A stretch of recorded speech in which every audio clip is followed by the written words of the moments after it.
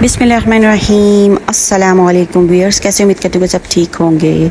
शुक्र अल्हम्दुलिल्लाह मैं भी ठीक हूँ। तो फिर जैसे कि आप सब जानते हैं कि आपके साथ रेमेडीज़ और रेसिपीज़ शेयर करती हूँ और दुआओं का भी एक सिलसिला शुरू किया हुआ है।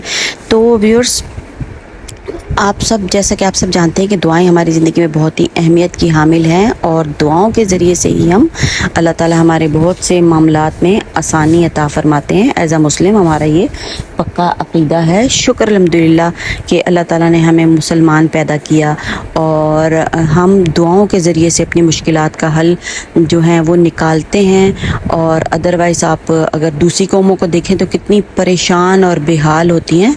तो दुआओं के ज़रिए से हम अपना रूहानी इलाज भी करते हैं और जिस्मानी इलाज भी करते हैं। तो रब ताला का बहुत बहुत शुक्र अदा करना चाहिए। तो फिर जैसे कि आप जानते हैं कि आजकल का माहौल कुछ हो गया है कि बच्चों का पढ़ाई में दिल नहीं लग रहा, क्योंकि उनको बहुत